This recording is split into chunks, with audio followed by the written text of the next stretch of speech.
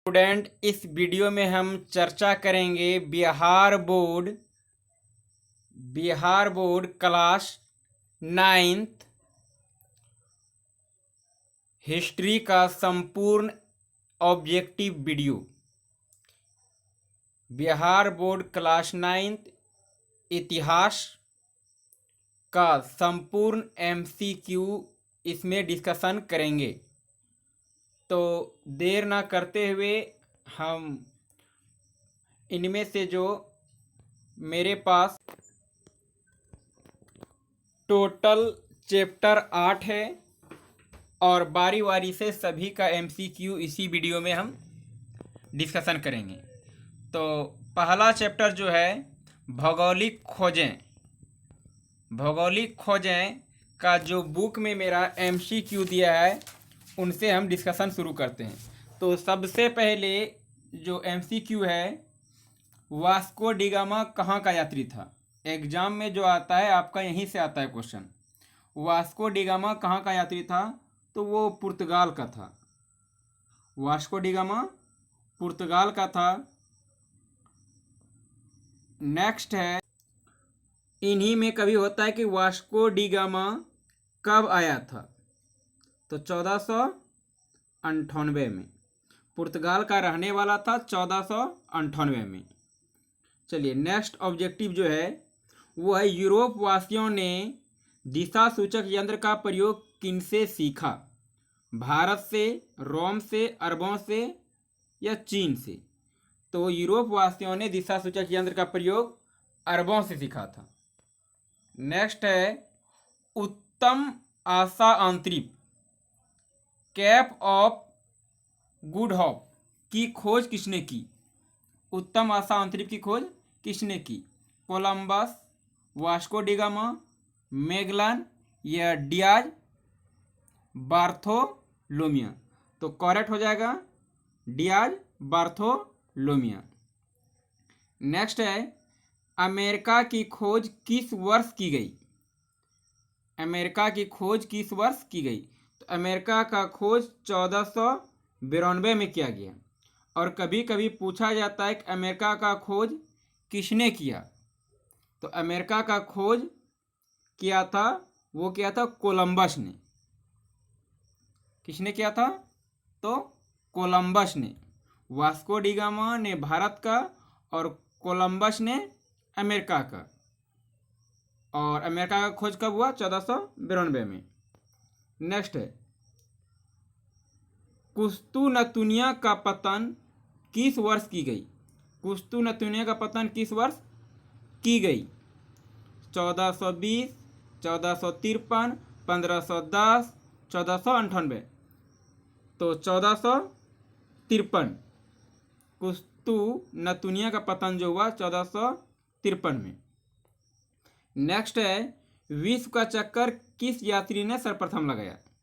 Magellan, captain Cook, Vasco da Gama, Marco Polo. तो right हो जाएगा मैगेलन। राइट हो जाएगा मैगेलन। और इनमें से कुछ सही गलत का आता है। नीचे दिए गए कथनों में जो सही हो उनके सामने सही तथा जो गलत हो उनके सामने गलत का चिन्ह लगाना है। इनको भी एक बार देख लेते हैं। भारत के मूल निवासियों को रेड इंडियन कहा जाता है। भारत के मूल निवासियों को रेड इंडियन कहा जाता है।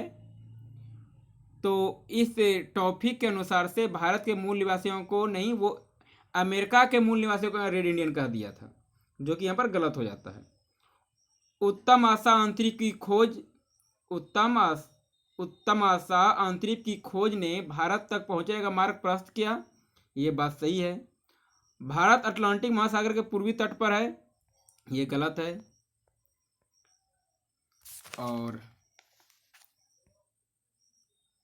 और भी कुछ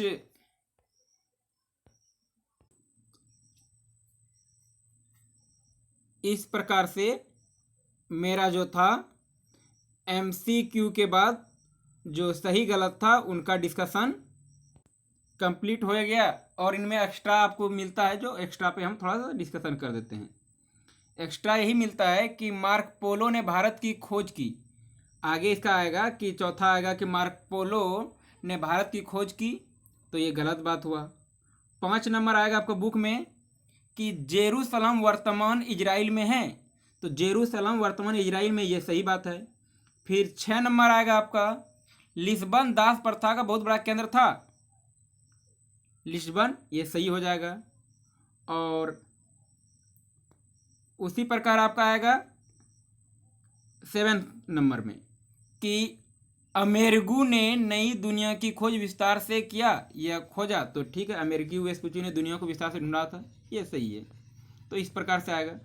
और कुछ इनमें से जो आता है एक वाक्य में उत्तर देने के लिए, तो वो क्या आता है, तो डिस्कशन कर देते हैं कि भारत आने में किस भारतीय व्यापारी ने वास्को डी गामा की मदद की। क्या बनता है कि भारत आने में किस भारतीय व्यापारी ने वास्को डी गामा की मदद की, तो अब्दुल मजीद। वो नाम कौन था? अब्दुल मजीद। अब्दुल मजीद। न्यू फाउंडलैंड का पता किसने लगाया? दूसरा है कि वन लाइनर में न्यू फाउंडलैंड का पता किसने लगाया? सर जॉन और सेबास्टियन कैबोट ने। सर जॉन और सेबास्टियन कैबोट ने। यूरोप वासियों द्वारा निर्मित तेज चलने वाले जहाज को क्या कहा जाता है? तो तेज चलने वाले जहाज को कैरावल। कैरावल। फिर आगे है दक्षिण अफ्रीका का दक्षिणतम बिंदु कौन सा स्थल है? दक्षिण अफ्रीका का दक्षिणतम बिंदु कौन सा है? दक्षिण अफ्रीका का दक्षिणतम बिंदु उत्तमासा अंतरिप है। उत्तमासा अंतरिप है। फिर आगे आपको मिलेंगे 5 नंबर में वन लाइनर में 11वीं 12वीं शताब्दी में ईसाई एवं मुसलमानों के बीच धर्मयुद्ध क्यों हुआ था? तो आधिपत्य के मुद्दे को लेकर के। आधिपत्य के मुद्दे को लेकर के। फिर आता है 1453 में कुस्तुनतुनिया पर किसने आधिपत्य किया था? 1453 में कुस्तुनतुनिया पर आधिपत्य तुर्की ने किया था। किसने किया था? तुर्की ने किया था। किसने किया था? तुर्की ने। पुर्तगाल एवं स्पेन किस महासागर के पास अवस्थित है? पुर्तगाल और तो पुर्तगाल और स्पेन जो है वो अटलांटिक महासागर के पास अवस्थित है। कहाँ? तो अटलांटिक महासागर के पास। अमेरिका स्वतंत्रता संग्राम, ये चैप्टर का नाम है अमेरिका स्वतंत्रता संग्राम। अमेरिका स्वतंत्रता संग्राम चैप्टर में पहला एमसीक्यू है, अमेरिका की राजधानी कहाँ है? न्यूयॉर्क, कैलिफोर्निया, वाशिंगटन, इनमें से कोई नहीं। तो अमेरिका की राजधानी वाशिंगटन है। कॉमन सेंस की रचना किसने की थी? Jefferson, Thomas Paine, Washington, Lafayette. तो हो जाएगा टॉमस पेन। स्टाम्प एक्ट किस वर्ष पारित हुआ? स्टाम्प एक्ट किस वर्ष पारित हुआ? 1765। 1765। आगे है कि अमेरिका स्वतंत्रता संग्राम में अंग्रेज का सेनापति कौन था? अमेरिका स्वतंत्रता संग्राम में अंग्रेज का सेनापति कौन था? कॉर्नवालिस। कॉर्नवालिस। अमेरिकी संविधान कब लागू हुआ? अमेरिकी संविधान लागू हुआ 1789 में। विश्व में प्रथम लिखित संविधान किस देश में लागू हुआ? विश्व में प्रथम लिखित संविधान किस देश में लागू? वो हुआ था अमेरिका में। आगे है किस संधि के द्वारा अमेरिकी स्वतंत्रता संग्राम को मान्यता मिली? किस संधि के द्वारा अमेरिकी स्वतंत्रता संग्राम को मान्यता मिली? तो वो था पेरिस की संधि। आगे है अमेरिकी स्वतंत्रता में अमेरिका का सेनापति कौन था? ध्यान दीजिएगा, अमेरिकी स्वतंत्रता में या अमेरिकी स्वतंत्रता संग्राम में अमेरिका का सेनापति कौन था? तो वो था वाशिंगटन। वाशिंगटन। और ऊपर में था आपका वो 4 नंबर में जो था वो था अमेरिका स्वतंत्रता संग्राम अंग्रेज का सेनापति। ध्यान दीजिएगा, ये था कॉर्नवालिस। और अमेरिका स्वतंत्रता संग्राम अमेरिका का सेनापति था वाशिंगटन। आगे अमेरिका के प्रथम राष्ट्रपति कौन थे? तो जॉर्ज वाशिंगटन ही बना। और सप्तवर्षीय युद्ध किन 2 देशों के बीच हुआ था? तो ब्रिटेन और फ्रांस के बीच हुआ था। ब्रिटेन और फ्रांस। तो कुछ रिक्त स्थान है, इनको भी देख लेते हैं। लेसेज फेयर का सिद्धांत किसने दिया था? लेसेज फेयर का दिया था एडम स्मिथ। किसने? एडम स्मिथ ने। एडम स्मिथ ने। आगे है शक्ति के पृथ्वीकरण का सिद्धांत किसने दिया था? मॉन्टेस्क्यू ने। किसने? मॉन्टेस्क्यू ने। मॉन्टेस्क्यू ने। आगे, सेनापति लाफायते कहाँ का था? तो वो फ्रांस का था। कहाँ का था? फ्रांस का था। सेनापति लाफायते फ्रांस का था। आगे है, जॉर्ज तृतीय इंग्लैंड का क्या था? तो जॉर्ज तृतीय इंग्लैंड का क्या था? वो शासक था। कौन था? शासक था। जॉर्ज तृतीय इंग्लैंड का कौन था? शासक था। आगे, धर्मनिरपेक्ष राज्य की स्थापना सर्वप्रथम। तो धर्मनिरपेक्ष राज्य की स्थापना सर्वप्रथम यूएसए, अमेरिका। यूएसए में हुआ, अमेरिका। नई दुनिया, ये अमेरिका का पता, यहाँ देखिए अमेरिका का पता। तो अमेरिका का पता क्या होगा? कोलंबस। कौन हो जाएगा? कोलंबस। आगे, सर्वप्रथम अमेरिका में अंग्रेज के कितने उपनिवेश थे? तो 13 उपनिवेश थे। कौन थे? कितने उपनिवेश थे? तो 13 उपनिवेश थे। आगे, सर्वप्रथम आधुनिक गणतंत्रात्मक शासन की स्थापना देश में हुई।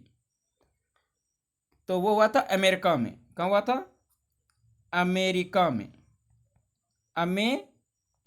में। आगे, अमेरिका स्वतंत्रता संग्राम का तत्कालिक कारण डैश डैश था। तो क्या था? तो बोस्टन की टी पार्टी, जिसको बोलते हैं बोस्टन की चाय पार्टी। कब हुआ था? तो बोस्टन की चाय पार्टी 1773 में।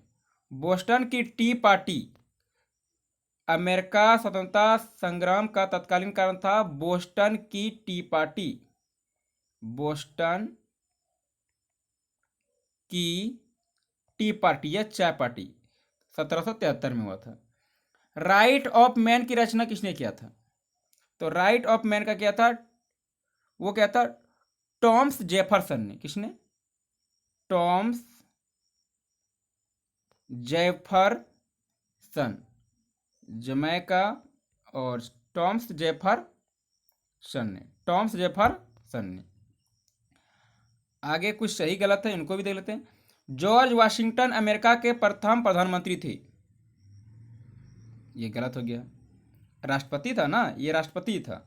अमेरिका यूरोप महादेश में स्थित है। ये भी गलत हो गया।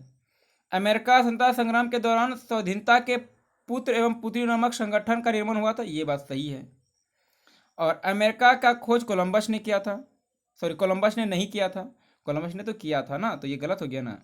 यहाँ बोला नहीं किया था और इसने किया था। चलिए, आगे है कि अमेरिका स्वतंत्रता संग्राम में फ्रांस ने इंग्लैंड का साथ दिया था। नहीं, ये गलत है।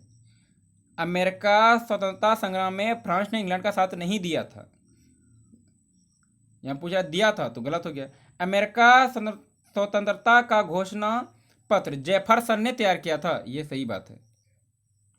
स्टाम्प एक्ट ग्रैनविले के समय पारित हुआ था। ये भी बात सही है, ग्रैनविले के समय ही पारित हुआ था। अब आगे है फ्रांस की क्रांति चैप्टर का तीसरा अध्याय का। देखते हैं एमसीक्यू। फ्रांस की राजक्रांति किस वर्ष हुआ? पहला एमसीक्यू है, फ्रांस की राजक्रांति किस वर्ष हुआ? तो इसका राइट हो जाएगा 1789। बेस्टिल या बेस्टिल का पतन कब हुआ? तो बेस्टिल का किला था जो उनका पतन हुआ था 14 जुलाई 1789 को। प्रथम स्टेटस में कौन आते हैं? तो प्रथम स्टेटस में पादरी, द्वितीयक में कुलीन, तृतीयक में आपका आया था दार्शनिक। वोल्टेयर क्या था? वोल्टेयर क्या था? एक लेखक था। रूसो किस सिद्धांत का समर्थक था? तो रूसो था, वो था जनता की इच्छा। मॉन्टेस्क्यू ने कौन सी पुस्तक लिखी? तो मॉन्टेस्क्यू ने लिखा था विधि की आत्मा। फ्रांस की राजक्रांति के समय वहां का राजा कौन था? फ्रांस की राजक्रांति के समय वहाँ का राजा कौन था? तो लुई 16वां था, लुई 16वां। और लुई 16वां किस वंश से था? तो वो बुर्बो वंश था, बुर्बो वंश। आगे, फ्रांस में स्वतंत्रता दिवस कब मनाया जाता है? फ्रांस में स्वतंत्रता दिवस कब मनाया जाता है? 14 जुलाई को। आगे है रिक्त स्थान। लुई 16वां सन डैश डैश ईस्वी में फ्रांस की गद्दी पर बैठा। तो 14 जुलाई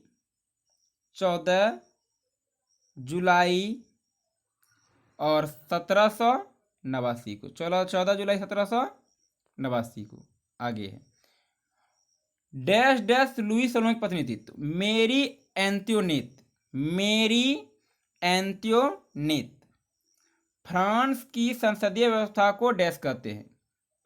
स्टेट जनरल, स्टेट जनरल। ठेका पर टैक्स वसूलने वाले पूंजीपति को डैश कहा जाता है? Tax farmer. क्या? Tax farmer, tax farmer. आगे है डैश के सिद्धांत की स्थापना मॉन्टेस्क्यू ने किया। तो पृथ्वीकरण, पृथ्वीकरण। नेक्स्ट, डैश डैश की प्रसिद्ध पुस्तक सामाजिक संविदा थी। तो किसका था सामाजिक संविदा? तो ये था आपका रूसो, रूसो का था। सामाजिक संविदा जो था वो रूसो का था, रूसो का प्रसिद्ध पुस्तक था सामाजिक संविदा। नेक्स्ट, एक बार फिर से देख लीजिए। लुई 16वां डैश, तो 14 जुलाई 1789। दूसरी, मेरी एंतोनेट लुई 16वां की पत्नी थी। तीसरा, फ्रांस की संसदीय संस्था को स्टेटस जनरल कहते हैं। टैक्स ठेका पर टैक्स वसूलने वाले पूंजीपतियों को टैक्स फार्मर कहा जाता है। डैश के सिद्धांत की स्थापना मॉन्टेस्क्यू ने किया। तो पृथ्वीकरण के सिद्धांत हो जाएगा। वहाँ डैश की प्रसिद्ध पुस्तक सामाजिक संविदा, तो रूसो हो जाएगा। 27 अगस्त 1789 को फ्रांस की नेशनल असेंबली ने मानव और नागरिक का अधिकार की घोषणा की। जैकोबिन दल का प्रसिद्ध नेता मैक्सिमिलियन रॉबespierre। दास प्रथा का अंतिम रूप से उन्मूलन 1448। फ्रांसीसी महिलाओं को मतदान का अधिकार 1946। तो इस प्रकार से अब हम नेक्स्ट टॉपिक पे चलते हैं। चैप्टर है अब विश्व युद्धों के इतिहास। ये यूनिट 4 है और ये आपका हो गया विश्व युद्धों का इतिहास। तो फर्स्ट है, प्रथम विश्व युद्ध कब आरंभ हुआ? 1914। और प्रथम युद्ध का समाप्ति हुआ 1918। प्रारंभ हुआ 1914 और समाप्त हुआ 1918। ठीक, चलिए। प्रथम विश्व युद्ध में किसकी हार हुआ? तो जर्मनी का ही हुआ था, जर्मनी। नेक्स्ट है 1917 ईस्वी में कौन देश प्रथम विश्व युद्ध से अलग हो गया? तो सबसे पहले यहाँ पर है कि 1917 ईस्वी में कौन देश प्रथम विश्व युद्ध से अलग हुआ? तो सबसे पहले आपका अलग हो गया था रूस। कौन अलग हो गया था? रूस। वर्साय की संधि के फलस्वरूप इनमें किस महादेश का मानचित्र बदल गया था? तो वर्साय की संधि के फलस्वरूप आपका जो था यूरोप महादेश का मानचित्र बदल गया था। त्रिगुट समझौता में शामिल थी। त्रिगुट समझौता में जो शामिल था वो था जर्मनी, ऑस्ट्रिया और इटली। जर्मनी, ऑस्ट्रिया और इटली। आगे, द्वितीय विश्व युद्ध कब आरंभ हुआ? 1939। और चला था कब से? 1939 से 1945। 1939 से 1945। जर्मनी को पराजित करने का श्रेय किस देश को है? जर्मनी को पराजित करने का श्रेय वो मुख्य रूप से रूस के पास जाता है, रूस। द्वितीय विश्व युद्ध में कौन सा देश पराजित हुआ? तो द्वितीय विश्व युद्ध में भी जर्मनी ही हुआ था। द्वितीय विश्व युद्ध में पहला एटम बम कहाँ गिराया गया था? तो पहला एटम बम हिरोशिमा पे, पहला हिरोशिमा पे। उसके बाद 6 अगस्त 1945 को हिरोशिमा, 6 अगस्त 1945 को हिरोशिमा और 9 अगस्त 1945 को नागासाकी पे। दूसरा था तो वो नागासाकी था, पहला है तो इसलिए हिरोशिमा होगा। आगे है द्वितीय विश्व युद्ध का अंत कब हुआ? तो द्वितीय विश्व युद्ध का अंत हुआ 1945 में। आगे कुछ रिक्त स्थान है उनको भी देख लेते हैं। द्वितीय विश्व युद्ध के फलस्वरूप साम्राज्य का पतन हुआ, तो उसमें लिखाएगा द्वितीय विश्व युद्ध के फलस्वरूप साम्राज्यवादी जो था साम्राज्यों का पतन हुआ। जर्मनी का डैश पर आक्रमण द्वितीय विश्व युद्ध का तत्कालीन कारण था। तो जर्मनी ने जो था वो पोलैंड पे आक्रमण कर दिया था। जर्मनी ने पोलैंड पे आक्रमण किया, जिसके कारण द्वितीय विश्व युद्ध का तत्कालीन कारण बन गया। धुरी राष्ट्रों में डैश ने सबसे पहले आत्मसमर्पण किया। तो धुरी राष्ट्रों में इटली जो था उसने सबसे पहले आत्मसमर्पण किया था, इटली। चौथा, डैश की संधि की शर्तें द्वितीय विश्व युद्ध के लिए उत्तरदायी था। तो वो था आपका वर्साई की संधि। वर्साई की संधि जब हुआ था उसी समय हो गया, तो द्वितीय विश्व युद्ध कोई नहीं टाल सकता है, क्योंकि वर्साई संधि में ही 6 अरब 10 करोड़ पाउंड 6 अरब 10 करोड़ पाउंड इनके ऊपर थोप दिया गया था। वर्साई की संधि उनके जर्मनी के ऊपर की 6 अरब 10 करोड़ पाउंड की राशि जो होता है हर्जाना के रूप में भरे हो गए। तो स्वाभाविक बात है, इतनी बड़ी रकम थी। चलिए नेक्स्ट है आपका कि अमेरिका ने दूसरा एटम बम जापान के, तो अभी जस्ट हम बता रहे थे, पहला हिरोशिमा, दूसरा नागासाकी। आगे फिर छठा है डैश की संधि में ही द्वितीय, तो डैश की संधि में तो होगा वर्साई की संधि में ही द्वितीय विश्व युद्ध के बीच निहित थे। आगे सातवां, प्रथम विश्व युद्ध के बाद डैश एक विश्व शक्ति बनकर उभरा। तो प्रथम विश्व युद्ध के बाद जो था वो अमेरिका एक विश्व शक्ति के बन करके उभरा। तो अमेरिका, कहीं कहीं रूस भी मिलेगा लेकिन अमेरिका उभरा था। प्रथम विश्व युद्ध के बाद मित्र राष्ट्रों ने जर्मनी के साथ क्या किया था? वर्साई की संधि किया था। कौन संधि? तो वर्साई की संधि किया था। आगे राष्ट्रसंघ की स्थापना का श्रेय अमेरिका के राष्ट्रपति किसको जाता है? Woodrow Wilson. आगे राष्ट्रसंघ की स्थापना 1920। राष्ट्रसंघ की स्थापना कब हुआ? 1920 में। चलिए नेक्स्ट है चैप्टर 5वां, नाजीवाद। तो देख लेते हैं नाजीवाद से। पहला एमसीक्यू है नाजीवाद का, हिटलर का जन्म कहाँ हुआ था? तो हिटलर का जन्म पूछा गया, पहला एमसीक्यू। तो हिटलर का जन्म हुआ था, वो 4 ऑप्शन इस प्रकार है: जर्मनी, इटली, जापान या ऑस्ट्रेलिया। हिटलर का जो जन्म हुआ था, इनका पूरा नाम एडोल्फ हिटलर था। जन्म हुआ था 20 अप्रैल 1889 को। कब? 20 अप्रैल 1889। 20/4 और 1889 को, 20 अप्रैल 1889 को। कहाँ? तो ऑस्ट्रेलिया के ब्रोनो नामक शहर में। कहाँ? ऑस्ट्रेलिया के ब्रोनो नामक शहर में। ऑस्ट्रेलिया के ब्रोनो नामक शहर में। चलिए नेक्स्ट है नाजी पार्टी का प्रतीक चिन्ह क्या था? तो स्वास्तिक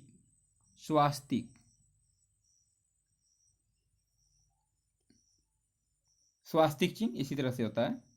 नेक्स्ट, मीन कैंप किसकी रचना है? मीन कैंप वो हिटलर। आगे जर्मनी का प्रमुख औद्योगिक क्षेत्र था, वो रूर। जर्मनी की मुद्रा का नाम क्या था? जर्मनी की मुद्रा का नाम वैसे यहाँ पर है नहीं ऑप्शन में, लेकिन जर्मनी की मुद्रा का जो नाम है वो यूरो है। क्या है? यूरो है। और राजधानी बर्लिन है। कहाँ है? राजधानी बर्लिन और मुद्रा यूरो है। खाली स्थान कुछ है।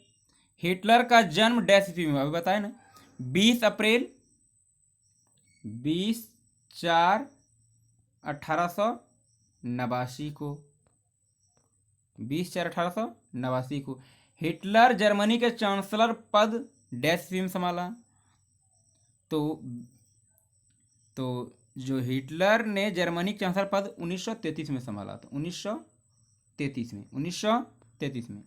जर्मनी ने राष्ट्रसंघ से संबंध विच्छेद डैश ईस्वी में किया, तो वो भी क्या, 1933 में। नेक्स्ट है कि नाजीवाद का प्रवर्तक, तो वो भी हिटलर था, हिटलर। और जर्मनी के निम्न सदन को डैश कहा जाता है, तो राइख स्टेग कहा जाता है। कुछ यहाँ पर मिलान चिन्ह है। मिलान चिन्ह इस प्रकार है। गेस्टापो, तो गेस्टापो जो है ना, वो गुप्तचर जो है, गेस्टापो जो गुप्तचर पुलिस संगठन है। वाइमर जो है वह जर्मनी का शहर एक है, तो क्या हो जाएगा, जर्मनी का शहर।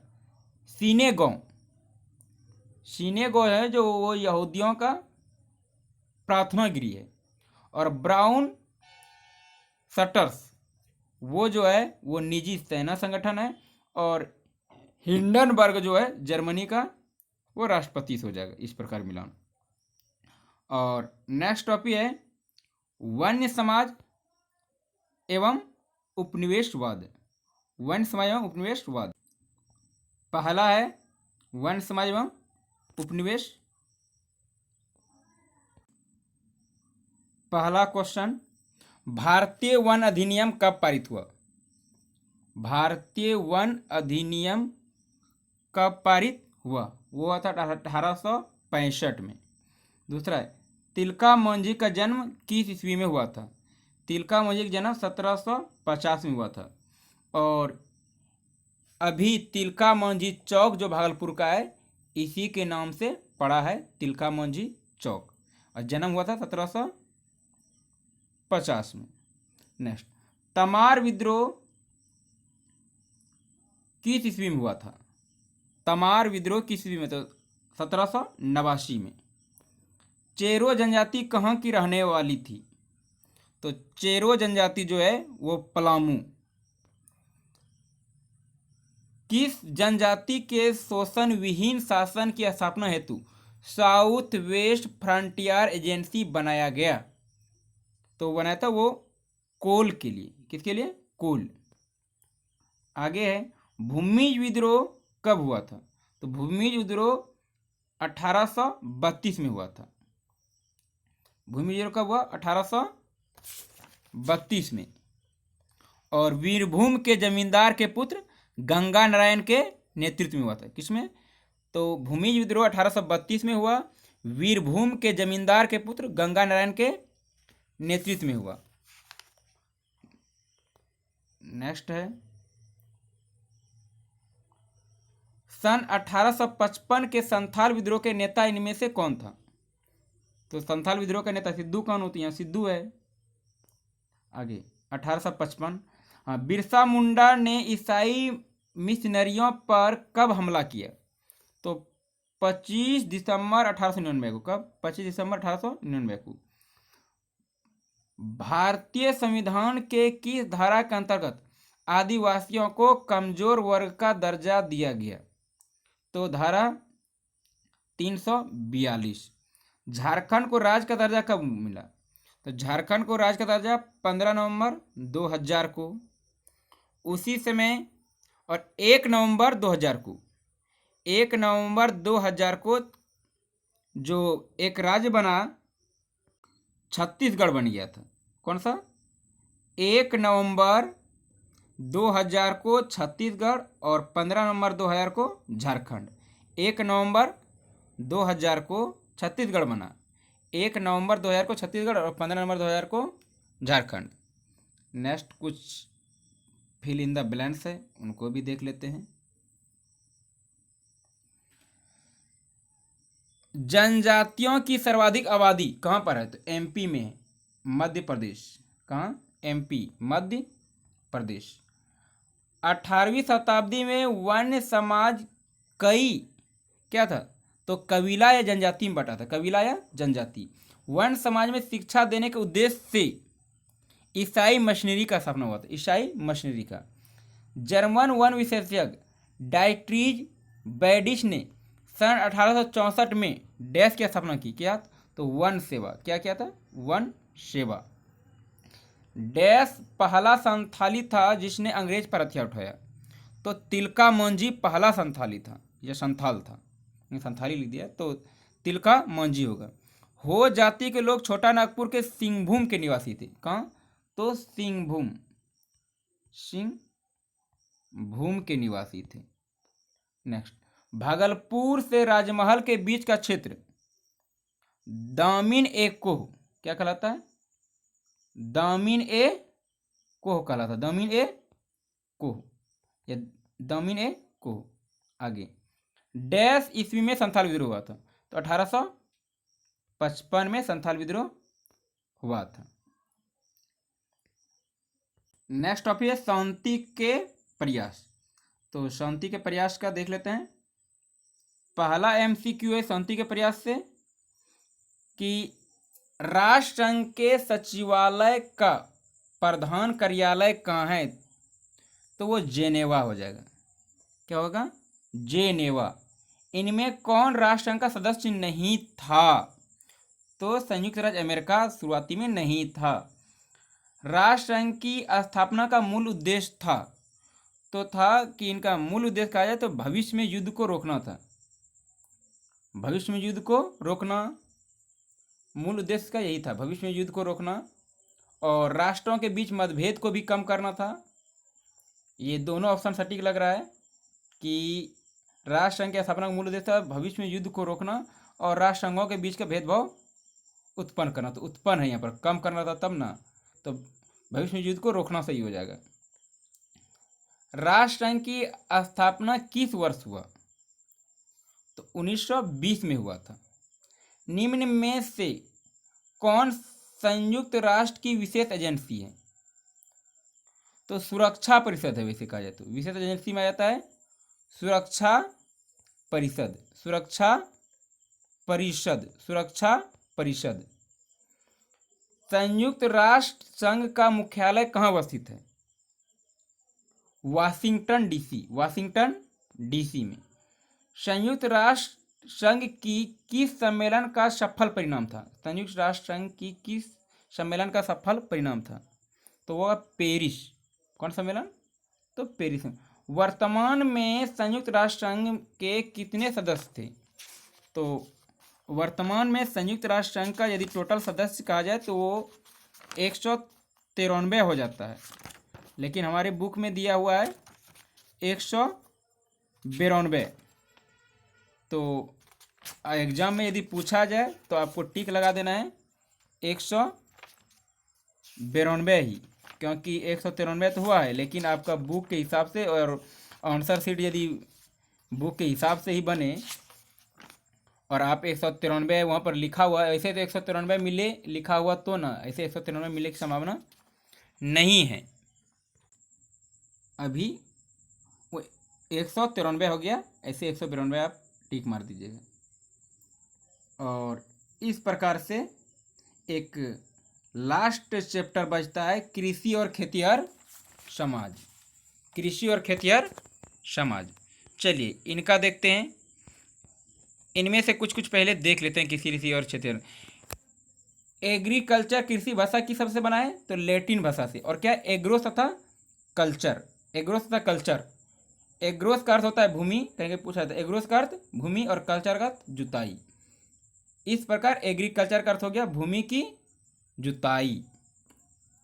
ये जानना बहुत बड़ी बात था, कहीं कहीं दे दिया जाता है क्योंकि ये भी पूछा जाता है। लोथल के लोग 1800 ईसा पूर्व में ही चावल उपजाते थे।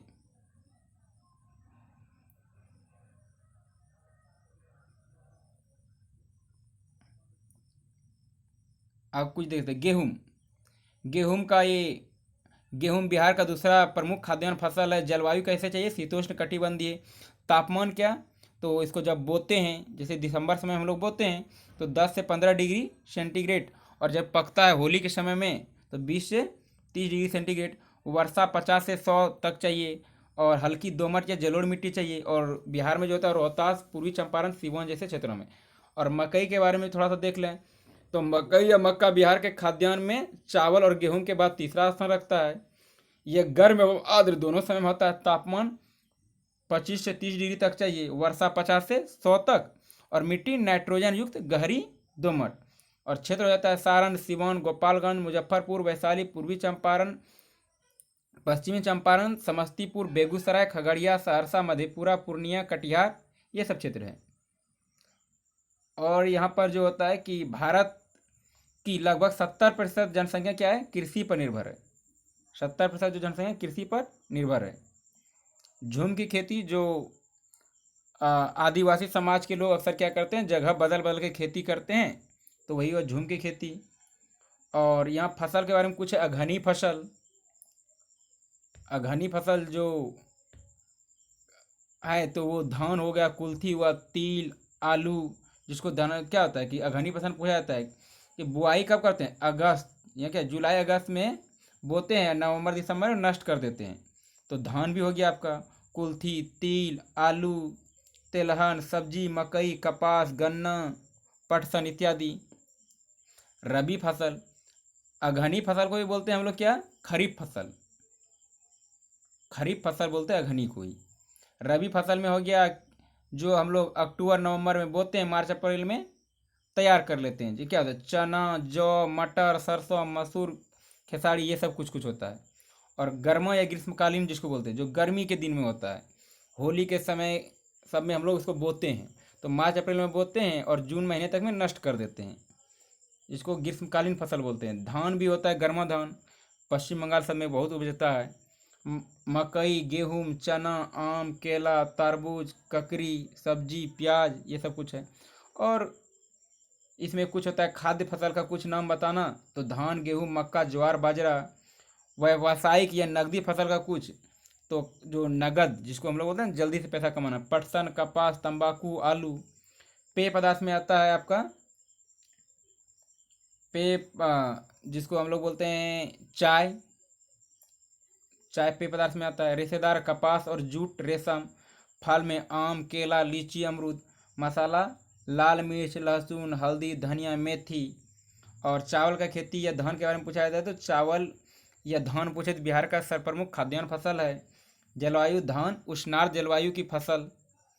तापमान 20 से, यहाँ पर मिस्टेक हो गया है, तापमान चाहिए था 20 से 30 डिग्री होता है, 20 से 30 डिग्री सेंटीग्रेड। और मिट्टी दोमट इस प्रकार से, और सबसे अधिक रोहतास जिले में होता है, सबसे अधिक रोहतास में।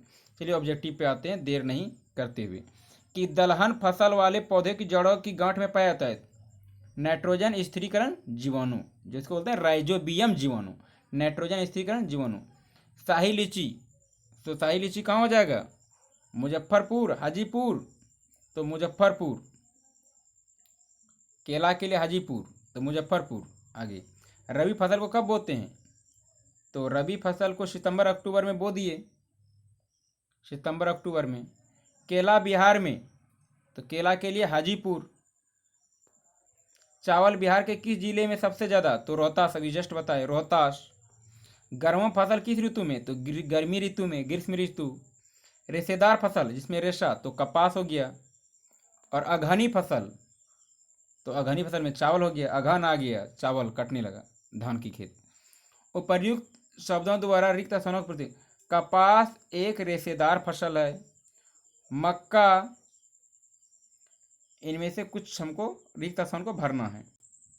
यहाँ पर है कि कपास एक रेशेदार फसल है, मक्का खाद्य फसल है, भारत एक कृषि प्रधान देश है, भारत की 2/3 जनसंख्या कृषि पर निर्भर है, एग्रीकल्चर लैटिन भाषा के एग्रो तथा कल्चर से बना है, चावल सर्वाधिक रोहतास में मिलता है, बिहार की कृषि गहन निर्वाह प्रकार की है, जिसके अंतर्गत वर्ष में 4 फसलें बोई जाती है, और चावल के लिए कैसा जलवायु, तो चावल के उष्णार्द्र जलवायु।